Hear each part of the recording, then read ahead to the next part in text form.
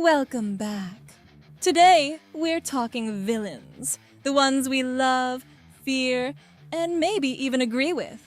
Have you wondered what if they were right all along? You knew I was the Dragon Warrior! You always knew. Stay with us as we explore the complicated truths behind these fictional characters. Let's start with Silco, the guy running Zaun like it's his personal dystopian playground. Sure, he's scary, but let's be real. Silco doesn't want to rule the world. He wants his people to stop being stomped on. Piltover treats Zaun like garbage, literally. Silco dreams of freedom for his people. And yeah, maybe he gets a little murdery about it. But can you blame him? Revolution isn't won with polite emails.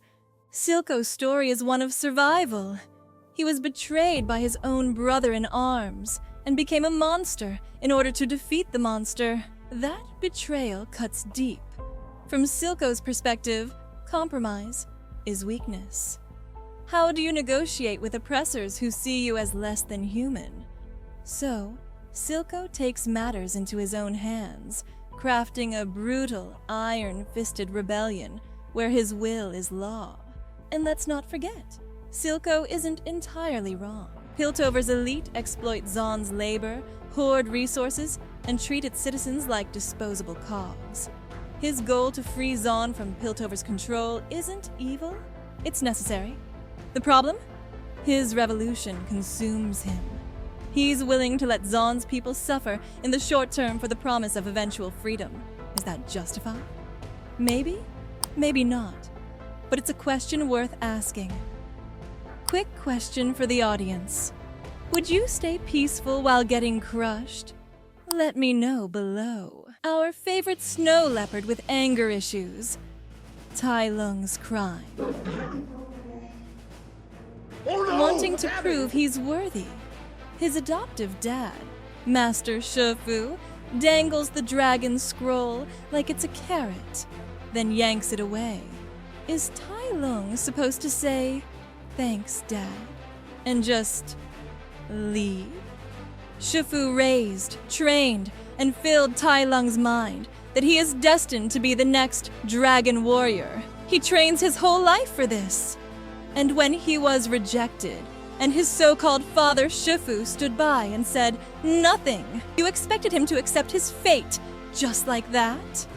That rejection could turn anyone into a wrecking ball. It is I, Tai Lung. His path to becoming a villain wasn't chosen. It was a byproduct of everything he was taught to. That was all he knew.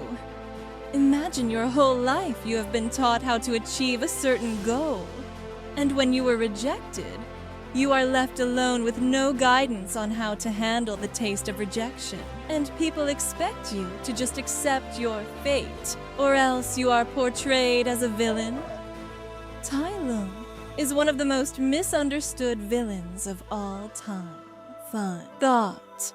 Is it villainy if it's fueled by childhood trauma? Death isn't the bad guy here. He's just doing his job. Puss wastes his lives like they're freebies at a carnival. And you didn't value any of them. Death steps in as the ultimate reality check. Puss finally gets it. Death isn't to be feared, but respected. He doesn't hate Puss. He's just frustrated by Puss's arrogance and lack of gratitude for life. Who's the real villain? Puss and his reckless self. Think about it. Death isn't cruel. He's honest. Every swipe of his sickle is a reminder that life is finite and precious. Without him, would Puss have finally understood the value of his last life? Death's grim lessons transform Puss from a reckless thrill-seeker into a reflective, grateful You hero. deserve someone you can trust. In a way, Death saves him I know I can never defeat by you, Loto, terrifying but him. I will never stop fighting for this life. Big question. Does fear make us appreciate life more? If you enjoy content like this, please subscribe, leave a little comment below, And hit that notification button. Here's a teenage prodigy with more baggage than an airport terminal. Azula's pressure cooker of a childhood is a mess, a father who's grooming her for dominance, and a family that sees her as too much. Is it her fault she grows up thinking fear equals love? No, you miscalculated. You should have feared me more. She's not evil. She's a lost kid playing the only game she's ever known. Survival of the cruelest. Azula's tragedy is that she excels in a system built to break people. Her perfectionism and ruthlessness are survival tactics. Look closer, and you see cracks in her armor. Moments of insecurity, jealousy, and desperation. Her relationship with Mai and Tai Li shows she's capable of caring, but fear and power overshadow those feelings. And the saddest part, the world remembers her as the girl who snapped. But isn't it heartbreaking that she was pushed to that point by people who should have nurtured her? She never came back. Lotso, the teddy bear that was easily replaced by the one that he loves the most. Lotso's bitter and power-hungry, but imagine being tossed aside like yesterday's Happy Meal. Lotso got betrayed by the only kid he ever loved. He built a system at Sunnyside to protect toys from abandonment, but power twisted his vision. He's not evil. He's a teddy bear with a PhD in heartbreak. Lotso's obsession with control stems from deep pain. Instead of risking vulnerability again, he creates a world where he holds all the cards. It's tragic because his methods doom him to loneliness, the very thing he's trying to avoid. Lotso shows us how grief and betrayal, left unchecked, conspiring to something monstrous. Now, Sheriff! I only wanted to help. And what did you say to me? Fly home, buddy. I work alone. When everyone's super, no one will be. No one will be. Sounds evil, but Syndrome's got a point.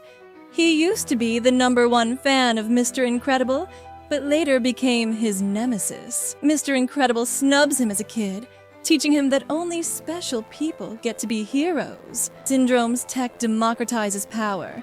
Though, okay, his methods could use some HR intervention. Still, he wants to level the playing field, even if he burns the field down in the process. Syndrome's vision of equality is flawed but provocative. He wants to disrupt a system that glorifies the exceptional while dismissing the rest. Sure, destroying cities and hurting people isn't ideal, but at its core, his philosophy challenges elitism. Maybe, just maybe, he's fighting for a world where everyone has a shot at being special, even if it means rewriting the rules of heroism. You can't count on anyone, especially your heroes. Now, I saved the last for the best. At 7, we have Light Yagami, the ultimate guy who takes things too far. He starts with good intentions. Clean up crime by scribbling names in a notebook. Efficient, right? But somewhere along the line, Light starts sliding into playing the role of God. Villain? Sure, but let's admit it. With that kind of notebook and erasing half of the criminals that even law and police weren't able to, he's just trying to make the world a better place. Light's moral ambiguity makes him one of anime's most compelling characters. He's not wrong that the world needs change, but his authoritarian approach is a cautionary tale. Absolute power corrupts absolutely. Still, it's hard not to wonder. If you found the Death Note, wouldn't you at least think about using it? Would you not want to make the world a better place for innocents? So, what's the verdict? Villains or victims of circumstance? Maybe both. One thing's clear. Understanding their motives makes their stories hit harder. Tell me your favorite villain in the comments below, And don't forget, heroes aren't always what they seem.